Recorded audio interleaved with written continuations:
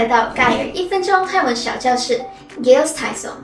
我们今天来学黄色，黄色的泰文是สีเหลืองสีเหลืองสี就是色，เหลือง黄，所以สีเหลือง黄色。เหลือง这个发音有点难，เหลือง就像了昂，念快一点，เหลืองเหลือง。